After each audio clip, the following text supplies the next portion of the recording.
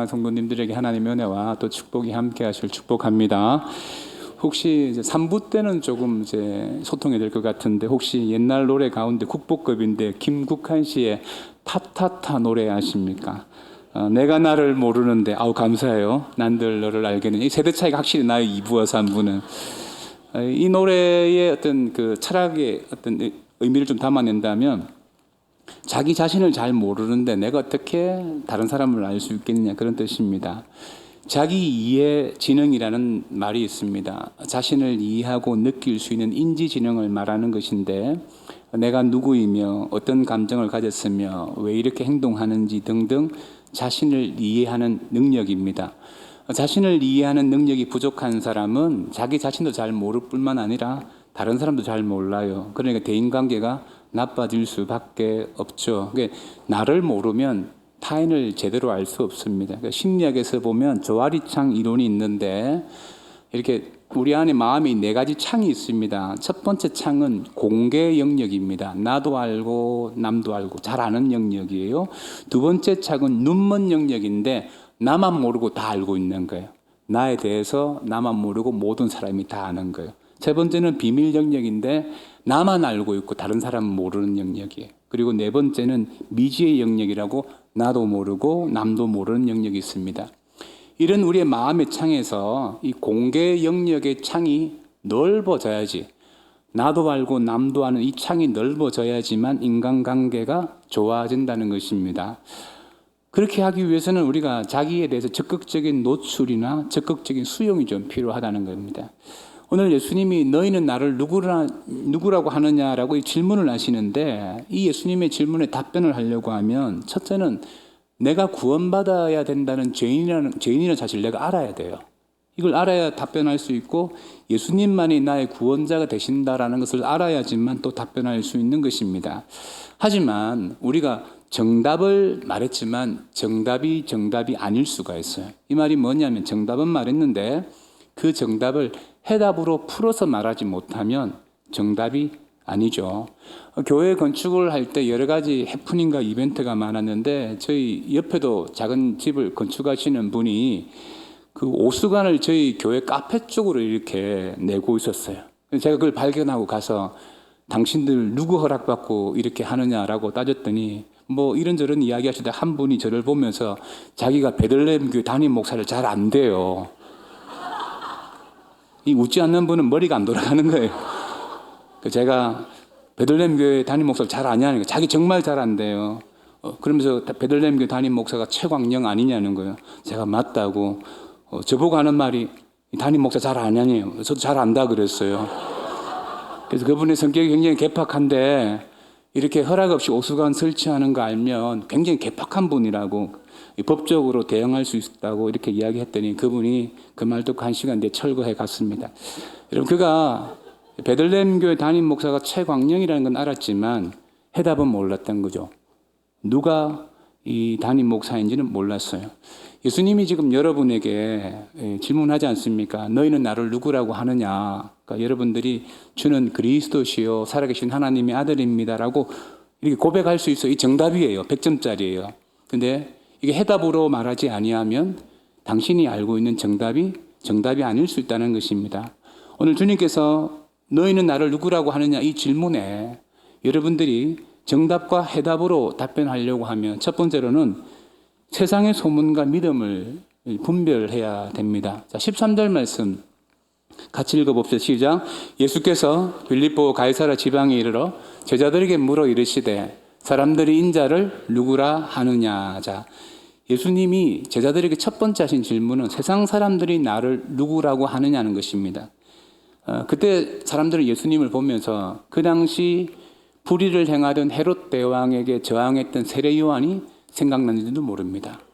예수님께서 많은 가난한 자들을 위해서 기적을 행하실 때마다 그들은 구약의 기적을 많이 베풀었던 엘리야 선지자가 생각난지도 모릅니다. 예수님이 예루살렘 성을 바라보시면서 우시는 모습을 바라보면서 이 사람들은 예수님을 보면서 눈물의 선지자 예레미야가 생각난지도 모릅니다. 그래서 사람들이 예수님을 보고 세례 요한, 엘리야, 예레미야 선지자 중에 한 명이라고 합니다라고 말합니다. 여러분 다른 사람이 예수님에 대해서 말하는 것을 내가 그대로 전달하는 것은 크게 어렵지 않습니다.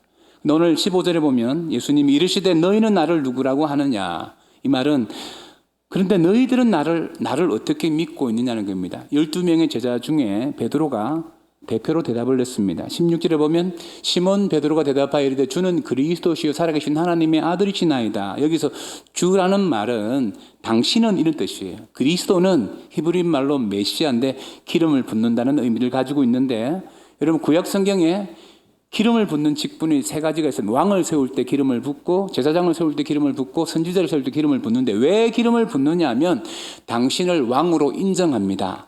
제사장으로 인정합니다. 선지자로 인정합니다의 의미를 가지고 기름을 붓는 거예요. 신학적으로는 그리스도의 삼중직이라고 하는데 예수님께서 우리를 위해서 세 가지 역할을 하는 것을 우리가 인정한다는 거예요. 그 첫 번째 역할이 예수님이 우리 인생의 왕 되시고 우리를 보호하시고 우리를 인도하신다는 것입니다. 여러분 11조란 이 헌금은 여러분 성경책에만 나오는 것이 아니고 고대 근동의 모든 나라에 11조 제도가 다 있었습니다. 나를 보호해 주던 왕에게 11조를 냈어요. 그것이 고대 근동의 문화였습니다. 우리가 11조를 주님 앞에 드리는 것은 헌금의 개념을 좀 뛰어넘어서 하나님이 나의 보호자 되시고 왕 되시는 신앙의 고백적인 의미가 더 깊습니다. 또한 예수님을 제사장으로 인정하는 것은 예수님이 십자가에서 내 죄를 대속했다는 것을 인정하는 것이고 예수님을 선지자로 인정하는 것은 예수님이 이 살아계신 말씀을 가르쳐 주실 때 내가 순종하고 받아들이겠다는 것을 인정하는 거예요. 이 고백을 하고 난 다음에 베드로는 그 예수님이 살아계신 하나님의 아들이라고 고백합니다. 자, 베드로가 정답을 말했습니다. 그러면 과연 이 정답이 정답일 수 있겠습니까? 정답이지 아니할 수도 있다는 거예요. 그게 뭐냐면 정답인데 내가 해답을 말하지 아니하면 그건 정답이 아닙니다. 제가 신학교 다닐 때 저는 아싸였습니다. 아웃사이드였어요. 학교에 잘 중심에 못 들어갔습니다. 근데 제 옆에 있는 친구가 인사였습니다. 모든 것을 이끌고 참 리더십이 대단한데 이 친구가 저와 둘이 있으면 이야기도 잘하고 재미있는 이야기도 하고 격려하고 위로하는데 사람들만 많이 모이면 저를 쌩까는 거예요. 모른 척하는 거예요. 이게 하루 이틀 반복되면 기분 나쁠까요? 안 나쁠까요? 나쁩니다. 제가 군대 갔다 와서 손절했어요. 여러분 이게 손절각인 거예요. 인간관계는 그런 것입니다. 여러분 신앙의 고백은 우리의 구원과도 굉장히 깊은 연결이 되어져 있습니다. 마태복음 10장 32절 33절에 보면 누구든지 사람 앞에서 나를 시인하면 나도 하늘에 계신 내 아버지 앞에서 그를 시인할 것이요. 누구든지 사람 앞에서 나를 부인하면 나도 하늘에 계신 내 아버지 앞에서 그를 부인하리라고 말했습니다. 이 예수님의 말씀이거든요. 세상 사람 앞에서 예수님을 시인하지 아니하면 구원받지 못한다는 말씀입니다. 사람 앞에서 분명한 신앙 고백을 해야 된다는 것이죠. 예수님이 오늘 제자들에게 이 질문을 하신 장소가 어디냐면 13절에 보면 가이사라 빌립보 지방이라고 했습니다. 이 가이사라는 황제의 이름, 로마 황제의 이름이었어요. 그러면 이게 황제의 도시라는 것입니다. 그 당시 황제의 도시가 두 군데였는데 지중해 연안 욥바와 두로 사이에 가이사라라는 도시가 있었어요. 황제 도시가 있었고 그다음 이스라엘 북부에 헬몬산 밑에 가이사라 빌립보라는 황제의 도시가 또 하나 있었습니다. 여러분 이 황제가 살고 있는 도시니까 이 정치적인 권세, 경제적인 권세, 또 여러분 군사력 이런 권세가 있었습니다. 또 이 가이사라 빌립보 지방에는 14개의 신전이 있었는데 그중에 대표적인 신전이 판신전이라고 판신이 있었는데 이 신이 어떤 모양이냐면 하체는 염소입니다. 염소같이 생겼는데 상체는 사람이에요. 근데 이 신은 목동의 신이기도 하고 자연의 신이기도 하지만 공포의 신이기도 했습니다. 이 판신전이 헬몬산에 큰 동굴이 있는데 그 동굴 위에 세워져 있었습니다. 이 동굴을 하데스, 지옥의 문이라고 불렀고 오늘 성경에 보면 음부라고 불렀습니다. 이 판신에게 제사하지 아니하면 이를 섬기지 아니하면 이 지옥의 동굴로 빠진다는 것입니다. 이 판이라는 단어에서 영어 패닉이라는 단어가 왔습니다. 쉽게 말하면 오늘 이곳에서 판신에게 제사하지 아니하면 성공할 수도 없고 너의 인생은 패닉에 빠진다. 지옥문에 들어간다는 거예요. 음부의 권세가 있는 곳이죠. 그런 곳에서 예수님이 갈릴리 그 촌놈 12명을 모으고 처음으로 이 가이사라 빌립보 지방에 온 거예요. 한번 생각해 보십시오. 40년 전에 저 지방에 고등학생들을 데리고 서울로 지금 수학여행 온 꼴입니다. 그 서울 남대문 앞에서 40년 전에 그 서울 보면서 얼마나 시골 촌사람들 놀랬겠어요. 제가 우리 미래세대 데리고 10년 전에 그 미국 동부에 갔을 때 그 뉴욕의 맨하탄의 타임스퀘어 앞에서 브로드웨이 42번가에서 그리고 뉴욕의 그 금융시장 증권거래소 앞에 가보니까 애들이 계속 와 제가 쪽팔려 가지고요.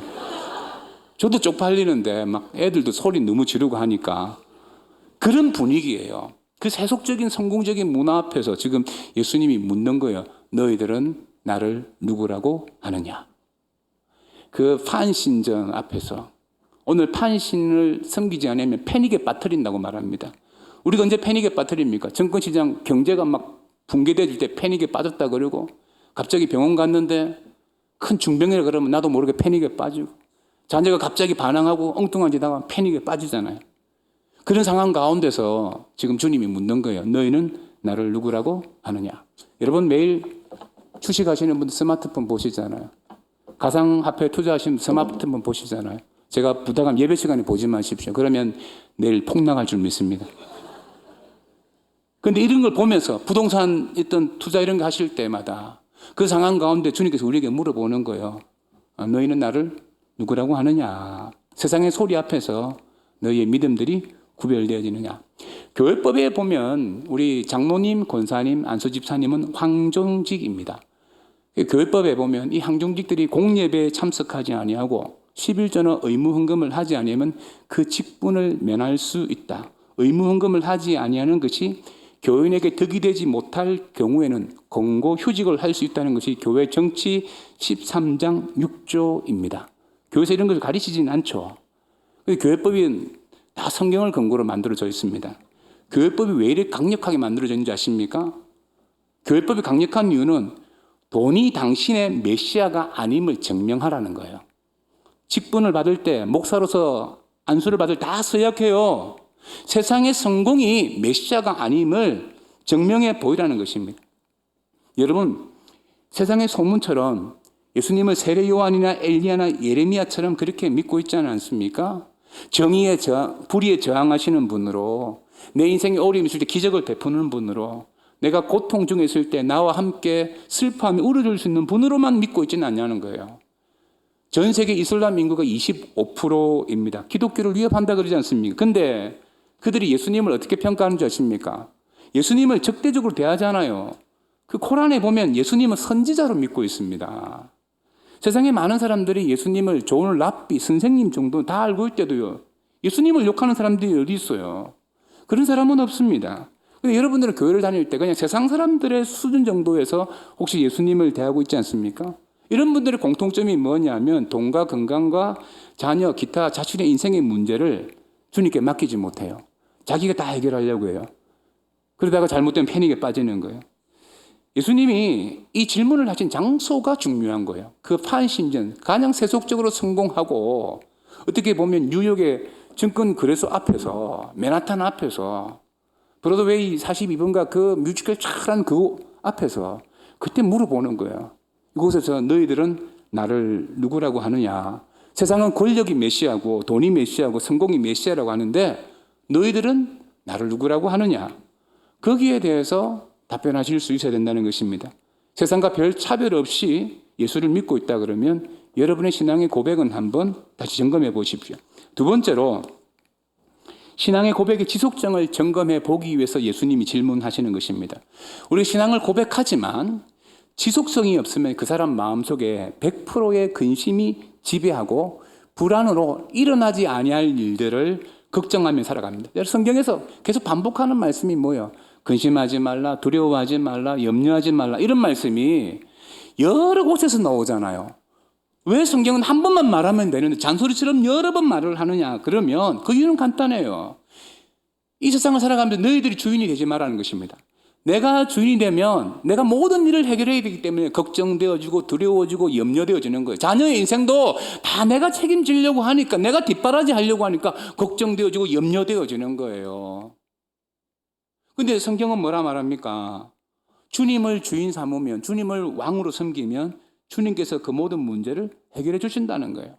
여러분 이것을 믿지 않으면, 지속적으로 신앙을 고백하지 않으면 영적인 삶을 살 수가 없는데 오늘 베드로가 신앙을 고백하고 난 다음에 예수님께서 베드로에게 이렇게 두 번째 답변을 하셨어요. 자, 18절에 보면 또 내가 내게 이르노니 너는 베드로라. 내가 이 반석에 내 교회를 세우리니 음부의 권세가 이기지 못하리라. 자, 여러분 이 음부의 권세는 판신내 그 지하 동굴 하데스 그걸 말하는 거예요. 패닉을 말하는 거예요. 돈의 패닉이나 건강의 패닉이 사업의 패닉 오잖아요. 근데 이런 것들이 교회를 이기지 못한다라고 주님께서 분명히 말씀하셨어요. 그리고 주님께서 교회를 세울 때 내 교회를 세운다고 했습니다. 사람의 교회를 세우는 게 아니에요. 교회를 개척한 목사가 그 교회 주인이 아닙니다. 교회는 절대 계급적인 게 아니에요. 교회는 직분을 따라 하나님께서 맡기신 것이고 이 교회 주인은 우리 주 예수 그리스도 한 분뿐인 줄 믿습니다. 그런데 그분이 교회를 세울 때 어디에 세우시느냐? 오늘 18절 말씀에 보면 이 한 구절 말씀을 가지고 캐톨릭과 개신교가 구별되어집니다. 자, 18절 우리 같이 한번 읽어봅시다. 또 내가 내게 이르노니 너는 베드로라. 내가 이 반석 위에 내 교회를 세우리니 음부의 권세가 이기지 못하리라고 했습니다. 천주교에서는 자 베드로 위에 예수님께서 교회를 세우셨다는 거예요. 바티칸에 가보면 그 성당에 베드로의 무덤이 있고 그 위에 이 바티칸 성전이 세워져 있습니다. 로마의 첫 번째 교황은 베드로입니다. 그리고 예수님께서 베드로에게 천국 열쇠를 맡겼다는 거예요. 신학적으로는 교황 무엇으로 주장하죠? 교황이 말하는 것은 틀리지 않다. 그렇게 신학적으로 해석을 하는데 여기에 큰 오점이 있습니다. 베드로가 틀리지 않습니까? 베드로가 신앙을 고백하고 난 다음에 주님 앞에 칭찬을 받았어요. 그리고 주님께서 내 교회를 세우리라고 말씀하시고 난 다음에 주님께서 제자들에게 뭘 말씀하셨냐면 내가 십자가에 죽고 부활할 것을 말씀하셨는데 그때 베드로가 어떻게 행동했냐면 자 22절 보세요. 22절입니다. 베드로가 예수를 붙들고 항변하여 이르되 주여 그리 마옵소서 이 일이 결코 주께 미치지 아니하리이다 했습니다. 자 주님을 붙들고 항변했다라는 것은 야단쳤다라는 겁니다. 그리 마옵소서 이것도 야단의 의미예요. 그러자 베드로가 이렇게 행동하니까 주님께서 어떻게 대답하셨느냐 23절 예수께서 돌이키시며 베드로에게 이르시되 사단아 내 뒤로 물러가라 너는 나를 넘어지게 하는 자로다. 내가 하나님의 일을 생각하지 아니하고 도리어 사람의 일을 생각한다라고 했습니다. 캐톨릭에서 일대 교황이 베드로라고 합니다. 베드로는 교황 무엇을 하나도 틀리지 않는다고 말했는데 신앙 고백하고 난 다음 30분 뒤에 예수님에게 뭐라고 책망받았어요? 사탄아 물러가래. 제가 여러분들 보고 사탄아 물러가라면 기분 좋겠어요? 기분 안 좋겠어요? 굉장한 책망입니다. 이 책망은. 하나님의 일을 생각하지 않고 사람의 일을 생각한다 했어요. 자, 이렇게 불완전한 이 베드로 위에 주님께서 교회를 세우시지 않았다고 우리 개신교는 이야기합니다.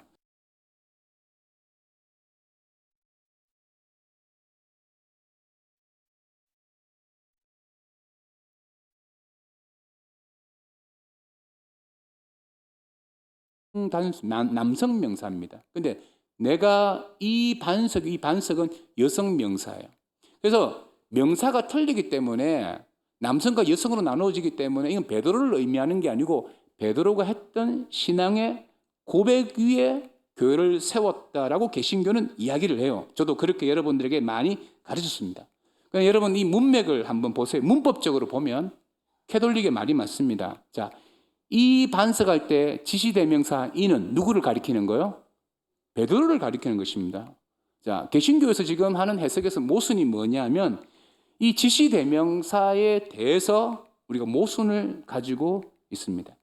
자, 이 캐톨릭과 개신교의 해석에서 캐톨릭은 베드로 위에 교회를 세웠다. 베드로 이름 위에 교회를 세웠다. 우리 개신교는 신앙의 고백 위에 교회를 세웠다라고 주장을 합니다. 좀 충돌되어지지만 저는 생각하기에 베드로가 했던 신앙의 고백 지속성 위에 교회를 주님께서 세워 가신다는 것입니다. 교회는 주님이 오실 때까지 세워지는 존재인 줄 믿습니다. 베드로가 그의 형제 안드레에게 전도를 받고 예수님을 처음 만났을 때 예수님이 이런 말씀을 하셨어요. 요한복음 1장 42절에 보면 데리고 예수께 오니 예수께서 보시고 이르시되 내가 요한의 아들 시몬이니. 자, 베드로의 원래 이름이 뭐예요? 시몬입니다. 시몬인데 예수님이 딱 보시고 장차 앞으로 뭐라 하리라? 게바라 하리라 하시니 게바는 번역하면 뭐라고요? 베드로라. 게바는 아람어예요. 아람어인데 이걸 헬란말로 번역하니까 베드로인데 베드로의 그 의미가 뭐냐면 작은 바위, 작은 돌이라는 뜻입니다. 그러면 오늘 예수님이 요한의 아들 시몬을 만나 처음 하신 말씀이 뭐냐면 너 시몬인데 장차 게바, 베드로, 작은 돌, 페트로스가 되게 하겠다라고 말했던 그 주님이 오늘 18절에 보면 너는 베드로인데 베드로라 작은 반석인데 내가 이 반석은 페트라입니다. 큰 반석을 말해요. 큰 반석. 이 큰 반석 위에 내가 내 교회를 세우리라는 것입니다. 우리 주님은 시몬을 처음 만났을 때도 주님의 비전이 뭐냐면 앞으로 베드로가 되고 반석이 되어서 장차 신앙을 고백하는 그 믿음의 분량 위에 교회를 세워 가시겠다고 고백한 것입니다. 시몬이 베드로가 되고 반석이 되어가는 과정을 한번 보십시오. 오늘 신앙 고백을 할 때 정답 100% 퍼펙트하게 말했지만 30분 뒤에 사단아 물러가라는 소리를 들었습니다. 책망받았어요. 그리고 23절에 보면 예수께서 돌이켜 베드로에게 이르시되 사단아 내 뒤로 물러가라. 너는 나를 어떻게 하는 자라고요? 넘어지게 했다. 이 넘어지게 한단 말 스칸달론이라는 단어를 쓰는데 여기서 스캔들이라는 단어가 여기서 나왔습니다. 이 걸림돌이라는 단어예요. 베드로는 교회 공동체 안에 걸림돌 같은 사람이었습니다. 십자가 지시기 전날 예수님이 너희들이 다 도망갈 것이다 말하니까 베드로는 절대 도망가지 않습니다. 예수님이 좀 함께 죽겠습니다 이렇게 말했는데 그는 도망은 안 갔어요. 근데 여종이 너 예수님의 제자가 아니냐라고 말했을 때 이 신앙 고백했던 이 베드로가 3번 부인했어요. 분명히 신앙 고백했던 사람이잖아요. 그런데 세상 사람 앞에서 부인하면서 저주하면서 그는 도망갔습니다. 예수님이 이런 베드로 위에 교회를 만들어 가시겠다고 말씀하는 것은 오늘 이런 질문하는 이유가 뭐냐면 저와 여러분들의 신앙 고백의 지속성을 한번 물어보는 거예요. 우리가 했던 그 신앙 고백의 지속성이 어떻게 되느냐. 자, 여러분 교회가 계급제도입니까? 성도 한 3년 하다 보면 집사 되고 집사 한 5년 하다 보면 안수집사 되고 안수집사 한 10년 하다 보면 장로 되고 그렇게 되는 곳입니까? 교회는 계급이 아니잖아요. 직분이 계급이에요. 직분은 역할입니다. 우리는 다 성도고 그 다음에 나머지 그 직분의 역할을 하는 거예요. 목사의 역할을 하고 장로의 역할을 하고 권사님의 역할을 다 역할을 하는 공동체입니다. 그래서 이 직분은 은사로 주신 거예요. 은사. 재능이라는 것은 선천적으로 주어진 것이고 은사는 후천적으로 주님께서 우리에게 주어진 것인데 자, 은사는 주어지기도 하지만 다시 가져가시기도 하고요. 사용하지 아니하면 소멸되어지기도 합니다. 이번 타이중에 있는 행복교회에 이번 2박 3일로 제가 선교팀들과 함께 갔다 왔는데요. 수요 저녁 예배를 제가 말씀을 전했습니다. 그리고 말씀을 전하고 난 다음에 선교사님이 기도회를 인도하는데 중보 기도를 하는데 갑자기 휠체어 타신 분 보고 앞으로 놓으라 그러고 또 큰 중병에 걸리신 분을 놓으라 그러면서 우리 선교팀에 목사님하고 장로님하고 다 와서 안수 기도를 해주면 좋겠다는 거예요. 제가 이렇게 이제 여러분 이게 분위기는 휠체어에서 이분이 일어나셔야 될 분위기예요. 제가 이제 막 열심히 통성으로 같이 기도하자고 막 안수 기도하면서 감동이 와서 막 방언으로 기도하고 싶은 거예요. 방언으로 기도하면 뭐가 될 것 같아. 그런데 방언 기도가 안 되는 거예요. 제가 방언 기도 받으려고 소나무 뿌리 뽑을 정도로 열심히 산기도 가서 방언 기도를 받았어요. 방언 기도를 해요. 근데 갑자기 안 되더라고요. 왜 안 되는가 보니까 제가 지난 몇 년 동안 방언을 해본 적이 없어요. 은사는 소멸되어지기도 합니다. 직분도 마찬가지예요. 저는 저희 교단에서 발행해준 목사 증명서가 있습니다. 그러나 제가 목사로서의 은사에 맞지 않는 목사의 역할을 제대로 하지 못하면 누군가 저에게 이렇게 말할 수 있잖아요. 당신 목사 아니다. 우리 그런 말 자주 하잖아요. 아니 당신 교회에서 장로일지 뭐지 장로 아니야. 이런 말 하잖아요. 저희 교회 길병인 장로님은 장로님 되시기 전에 함께 일하시던 분들이 우리 길병인 장로님을 그때 안수 집사님인데 다 장로님이라고 불렀대요. 불신자들이. 왜냐하면 딱 포스가 장로님 포스잖아. 그 은사가 있다는 거예요. 은사가. 여러분 교회 안에 하나님께서 우리에게 은사를 다 주셨어요. 여러분 그 은사가 소멸되어지지 아니하려고 하면 지속적인 여러분의 신앙의 고백이 있어야 될 줄 믿습니다. 그게 없잖아요. 그러면 이게 나만 모르고 다 아는 거예요.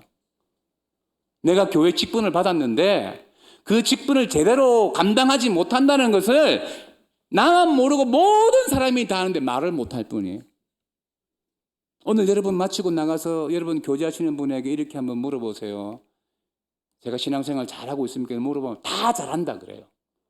여러분이 저에게 와서 물어보세요. 목사님, 제가 신앙생활 잘하고 있습니다. 제가 다 잘한다고 해야 돼요. 저도 이 교회 다닌 지 벌써 14년 됐는데 어떻게 나쁜 말을 할 수 있겠어요? 인간관계가 있네. 정말 친해지면 하고 싶은 말 못하는 거예요. 여러분들의 그 은사의 지속성, 신앙 고백대로 계속 되어지고 있느냐, 거기에 대해서 우리 주님이 묻는 거예요. 그러면 이 신앙 고백의 지속성은 내가 서리 집사 하다가 안수 집사 되고 그 다음에 장로 되면 끝나는 거예요? 직분은 그럼 끝나는 겁니까? 이제 우리가 임직을 앞두고 있기 때문에 임직 받으실 분들은 잘 들으십시오. 에베소서 4장 13절에 보면 우리가 다 하나님의 아들을 믿는 것과 아는 일에 하나가 되어 온전한 사람을 이루어 그리스도의 장성한 분량에 충만한 데까지 이르러야 된다고 말했습니다. 우리는 말입니다. 직분이 아니에요. 우리의 모든 신앙의 고백은 그리스도의 그 장성한 분량이 충만할 때까지 가야 될 줄 믿습니다. 아멘. 그걸 지금 물어보는 거예요. 여러분의 신앙의 고백의 지속성이 그대로 있는가? 그걸 물어보는 겁니다. 세 번째로 주님이 이렇게 묻는 이유는 천국 열쇠를 점검해 보라는 거예요. 오늘 주님께서 신앙을 고백하는 베드로에게 저와 여러분에게 교회를 세우신다고 말씀하시고 천국 열쇠를 허락해 주셨어요. 자, 19절 우리 같이 읽어봅시다. 내가 천국 열쇠를 내게 주리니 내가 땅에서 무엇이든지 매면 하늘에서도 내가 땅에서도 무엇이든지 풀면 하늘에서도 풀리리라 하시고. 자, 여러분이 천국 열쇠에 대한 해석은 보수적으로 하면 세 가지로 할 수 있습니다. 말씀을 해석하는 능력, 기도 응답 받는 거, 또는 용서를 실천하는 거예요. 내가 이 땅에서 매지 않고 살아가야 된다는 겁니다. 여러분들이 신앙 고백을 제대로 하고 지속적인 삶을 산다 그러면 이 천국 열쇠 사용하는 방법을 보면 돼요. 여러분, 천국 열쇠로 여러분들은 푸는 인생을 살고 있습니까? 매는 인생을 살고 있습니까? 공간복음이라서 마태복음, 마가복음, 누가복음을 공간복음이라고 하는데 공통된 관점으로 볼 수 있다는 겁니다. 자, 오늘 이 신앙 고백 사건이 마태복음은 16장, 마가복음 10장, 누가복음 9장에 다 나와요. 근데 요 장들을 기준으로 딱 나누어집니다. 마태복음 16장 이전에 예수님은 정말 헤롯 왕의 불의에 대해서 저항하는 모습도 있었고 가난하고 어려운 자를 위해서 기적을 베푸시는 모습이, 병 고치는 모습이 굉장히 많아요. 그리고 슬픈 자들을 위해서 우시는 모습도 많지만 이 장이 끝나고 난 다음에 제자들은 좀 달라져요. 제자들은 예수님을 구주로 믿고 더 제자가 되기 위해서 헌신하시고, 이 공간복음 신앙 고백 이후로 보면 예수님이 기적을 베푸시는 빈도수도 작아지고요, 오히려 말씀을 더 깊이 가르치고 있습니다. 여러분, 주일마다 설교 말씀을 듣는데 이 약속의 말씀이 여러분의 인생에 신앙 고백 가운데 어떤 영향력을 주냐? 태용호라는 북한 외교관이 있습니다. 이분이 이제 국회의원도 하셨잖아요. 그분의 책에 보면 평양에도 교회가 있다는 것입니다. 국가 선전용으로. 외국인들이 오면 이제 교회를 구경시켜 주는 거죠. 그러면 이 교회는 진짜 교회다, 가짜 교회다? 가짜 교회. 가짜 교회, 가짜 목사, 가짜 성도. 그리고 성가대는 김일성 대학교 성악과 출신들로 다 모아놨어요. 너무너무 잘해요. 너무너무 잘하고. 자, 그 모여서 보세요. 가짜 목사가 가짜 설교를 하면 이게 진짜 설교다, 가짜 설교다? 가짜 설교. 가짜 교인들이 가짜 설교를 듣고 아멘을 하면 진짜 아멘이다, 가짜 아멘이다? 가짜 아멘이죠. 그런데 신비로운 게, 아니 가짜 목사가 가짜 교회에서 가짜 교인들 데리고 가짜 설교를 하는데 진짜 교인들이 나타나기 시작했다는 거예요. 공산당이 이 문제가 되니까 교인들이 이제 로테이션으로 받는 거예요. 한번 몇 개월 온 사람들은 못 오게 하는 겁니다. 그랬더니 가짜 교회에서 가짜 목사의 가짜 설교를 듣고 가짜 교인으로 있다가 진짜 교인이 된 사람들이 주일날 그 교회 주위를 이렇게 맴도는 거예요.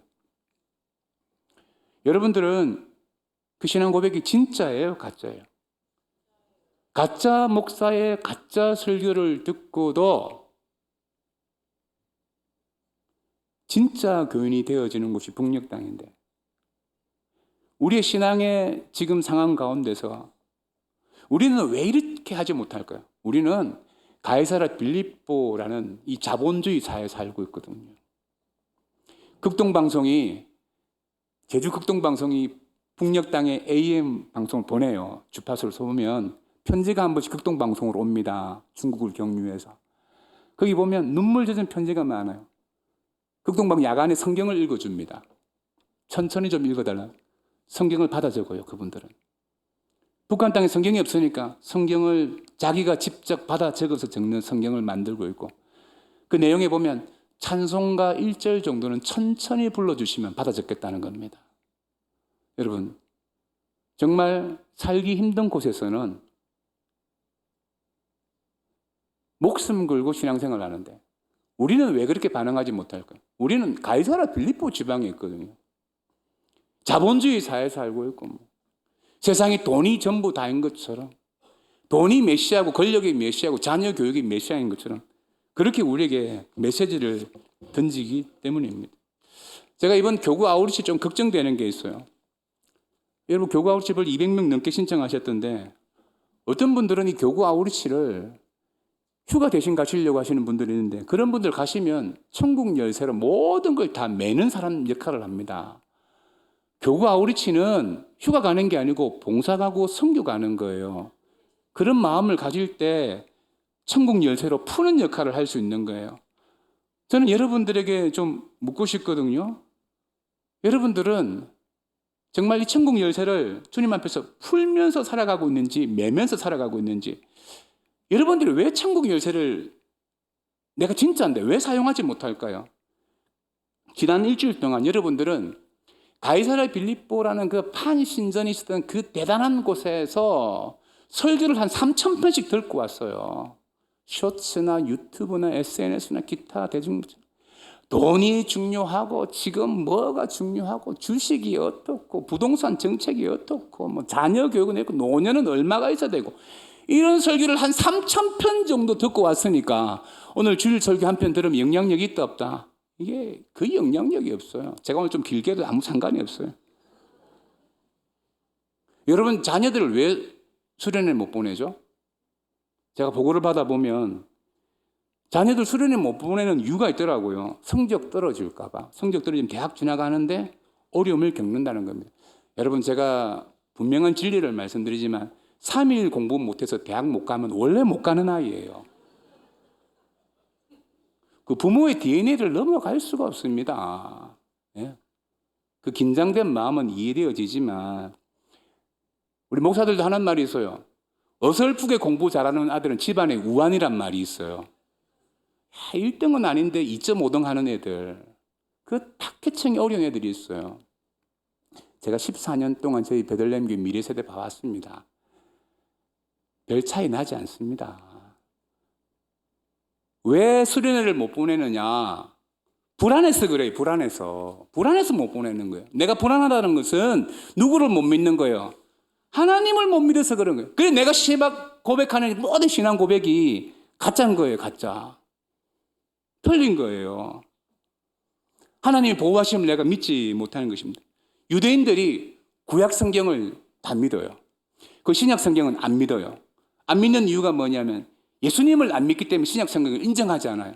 유대인들은 하나님을 믿지만 구약 성경만 믿는데, 구약 성경 가운데서 그들이 유일하게 금지장으로 해서 읽지 않는 장이 있는데 바로 이사야서 53장입니다. 53장 전체를 읽지 않지만 그중에 대표적인 9절, 5절 보면 그가 찔림은 우리의 허물 때문에, 그가 상함은 우리의 죄악 때문에, 그가 징계를 받음으로 우리가 평안을 누리고 그가 채찍에 맞음으로 우리가 나음을 받았도다. 그는 누구를 말해요? 예수님을 말하는데 이게 예수님 맞거든요. 근데 유대인들이 예수님을 메시아로 인정하지 않으니까 이사야서 53장은 아예 못 읽게 해요. 랍비들도 안 읽고 아무도 안 읽고, 유대인들은 이 구절 절대 안 읽습니다. 여러분, 우리도 그럴 수 있습니다. 예수님이 메시아인 줄 알아요. 근데 우리의 삶 가운데 천국 열쇠를 사용하지 않고 신앙의 지속성을 가지지 않습니다. 여러분, 잘못된 사람에게 가장 큰 축복이 뭔지 아십니까? 내가 가짜인데 내가 가짜인 걸 아는 건 괜찮아요. 이건 굉장히 괜찮은 거예요. 왜? 내가 가짜인 걸 알기 때문에 고칠 기회가 있는 거예요. 근데 내가 가짜인데 내가 진짜인 줄 알고 살아가는 사람들이 있어요. 그런 사람들은 멸망의 길을 가는 거예요. 아니, 가짜인데 자기 진짜라고 생각하는 거예요. 오늘 여러분 교회 문을 나가서 여러분의 신앙에 대해서 한번 물어보시래도요, 아무도 대답 못 해준대도요, 누가 말해줄 수 있겠어요? 저에게 찾아와도 아유 신앙생활 잘하십니다, 잘하실 수 있는, 이렇게 말한대도요, 그렇게 말할 수밖에 없어요. 제가 10년에 한 번 와서 설교하면 이렇게 안 하겠죠. 여러분 이렇게 하시면 지옥 갑니다. 그래서 설교할 거예요. 근데 매주마다 설교해야 되니까 절기연금을 하지 않아도 잘못됐다는 말하지 못하고, 무언가 배교적인 신앙생활을 해도 중직이 되고 난 다음에 공예배 안 나와도 내가 뭔가 말 못한대도요. 여러분 가짜가 가짜인 줄 아는 건 괜찮아요. 나는 신앙생활 이거밖에 안 돼. 원래 베드로도 넘어지고 그랬던 거예요. 그런데 그 베드로를 주님께서 반석되게 하셔서 교회를 세우시겠다고 하셨는데, 여러분 주님께서 오늘 묻는 질문이 뭔지 아십니까? 세상 앞에서 너희는 나를 누구라고 하느냐? 주는 그리스도시여 살아계신 하나님의 아들입니다. 이 고백이 안 되어지면 주님 저 가짜입니다. 가짜인데 진짜가 되고 싶습니다. 저 좀 살려주십시오. 이 정도 태도는 가져야지만 올바른 신앙 고백이에요. 주님이 언제 우리에게 100% 정답을 원하셨습니까? 우리가 살아내는 해답을 원하셨죠. 오늘 여러분 이 본질적인 질문 앞에 여러분 스스로 답변하시고, 가짜 목사의 설교를 듣고도 진짜 성도가 되는 곳이 있는데, 하나님의 말씀 앞에 우리의 신앙의 고백이 그래도 내가 가짜인데 진짜 되고 싶습니다라는 그런 자기 성찰적인 은혜가 있기를 주 축복합니다. 우리 함께 찬양하고 기도하겠습니다. 아무것도 두려워하지 말라 찬양하겠습니다.